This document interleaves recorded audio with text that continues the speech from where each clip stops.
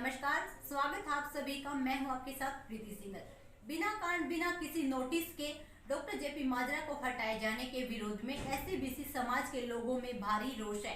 SCBC समाज के लोग भारी संख्या में डॉक्टर भीमराव अंबेडकर चौक पर एकत्रित हुए, जिसके बाद लघु सचिवालय पहुंचकर एसडीएम की गैर हाजिरी में नायब तहसीलदार प्रमोद कुमार के माध्यम से राज्यपाल को ज्ञापन सौंपा। समाज के लोगों में भारी रोष है। लोगों का कहना है कि जल्द से जेपी को बहाल करो, बहाल करो, बहाल करो। प्रोफेसर जेपी माजरा को बहाल करो, बहाल करो, बहाल करो। जातिवादी सरकार मुर्दाबाद, मुर्दाबाद, मुर्दाबाद। प्रोफेसर जेपी माजरा को बहाल करो, बहाल करो, बहाल करो। प्रोफेसर जेपी माजरा को कर दो। आप लोग फोटो नहीं आ रहे, पीछे हो जाओ,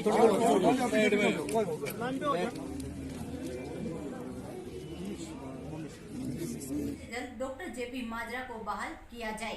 जेपी माजरा महिला मेडिकल कॉलेज में सबसे सीनियर अधिकारी है, जिसके लिए डायरेक्टर बनने के लिए उन्होंने अप्लाई कर रखा था। डॉक्टर जेपी माजरा ने डायरेक्टर पद के लिए अप्लाई कर रखा था।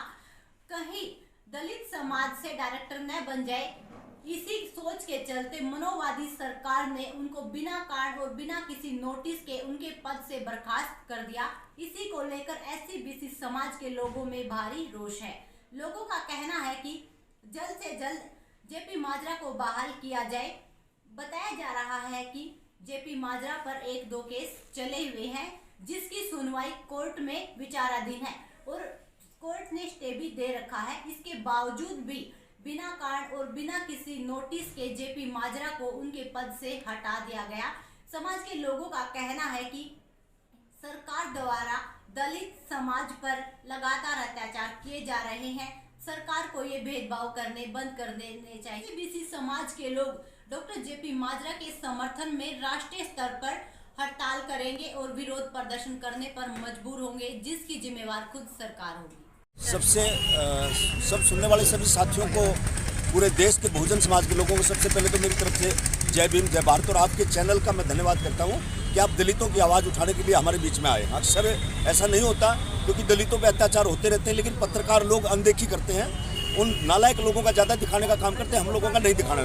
आज हमारा मेन मकसद यहाँ इकट्ठा होने का है। हमारे जो मेडिकल खानपुर कॉलेज के अंदर एक हमारे डॉक्टर साहब थे, विभाग थे, कम्युनिस्ट मेडिकल विभाग में थे, जो जेपी माजरा उनका नाम है, तो डॉक्टर साहब को वहाँ से सस्पेंड किया गया है। तो ये पूरे समाज के अंदर रोष है, पूरे भारत के लोगों में आज रोष है।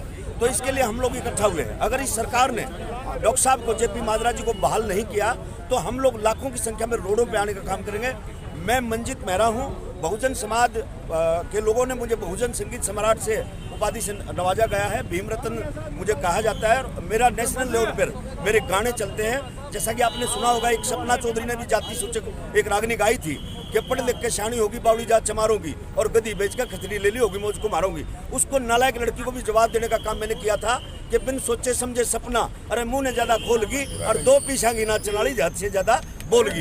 तो इस तरह से जब समाज के लोगों पर अत्याचार होता है, हम लोग आवाज उठाने का काम करते हैं। ये नालायक लोगों को, इनको ये पता नहीं, ये गुंगो बहरों की सरकार, ये रांडों की सरकार ऐसी चल रही है, इनको ये पता नहीं किसको मान सम्मान करना चाहिए और किसको ना करना चाहिए। अभी एक नालायक लड़की जो नंगे बदन डांस करती है, उस नालायक लड़की ने कहा कि उसका नाम है कंगना रनौत, जो बॉलीवुड में इन्होंने पहुंचाने का काम किया। उस नालायक लड़की ने कहा कि 1947 की जो आज़ादी है, वो आज़ादी भीख में मिली है।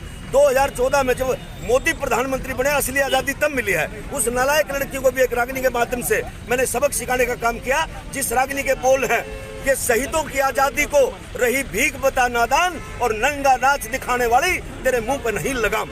ये निकम्मे लोग हैं, ये नालायक लोग हैं, इनको राज करने का पता नहीं। ये लोग शिक्षा का पतन करने के लिए आए हैं। आरएसएस का मेन एजेंडा है डॉक्टर भीमराव अंबेडकर की विचारधारा को खत्म करना और इनका ब्राह्मणीकरण करना। ये मंदिरों में टाल बजोड़ना चाहते हैं, ये हम लोगों को पढ़ाना नहीं चाहते हैं। आज मंदिरों के दरवाजे खुले पड़े हैं, लेकिन स्कूलों के दरवाजे बंद कर दिए, मेडिकल कॉलेज बंद करने। और जितने हमारे लायक लोग हैं, लेकिन स्कूल कॉलेज, जितने हमारे लायक लोग हैं, जितने हमारे अच्छे लोग हैं जो उच्च पदों पर बैठे, उनके साथ अत्याचार आए दिन करने का काम करते हैं बिना खोट। इन्होंने जेपी माजरा को बिना खोट सस्पेंड करने का काम किया है। इस सरकार को इसका खामियाजा भुगतना पड़ेगा। और बीजेपी सरकार को, इस गूंगी बैरी सरकार को, नालायक सरकार को यूपी के अंदर हम मजा चखाने का काम करेंगे, पंजाब के अंदर मजा चखाने का काम करेंगे।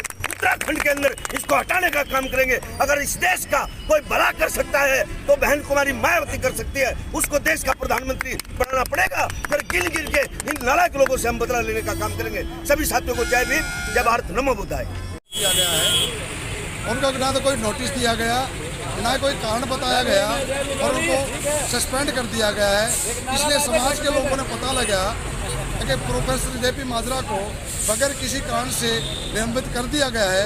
इससे समाज के लोगों में बहुत भारी रोष हुआ और ये पहली बार नहीं हुआ है, बहुत बार ऐसा हो चुका है। हमारे गढ़वाल मास्टर बलेराम और मैं चमार महासभा संगठन से जो हरियाणा प्रदेश, मैं सरकार से ये कहना चाहता हूँ कि ये सरकार हमेशा इसकी नीति रही है कि गरीबों को संघर्ष में रखो। हम जो है संघर्ष में ही पले हैं और संघर्ष में ही जन्म लिया हमने। हम संघर्ष से नहीं डरते और संघर्ष करते रहेंगे। इतने हमारे रगों में बाबा साहब का खून रहेगा। इतने हरियाणा प्रदेश चमार महासभा का प्रवक्ता हूँ।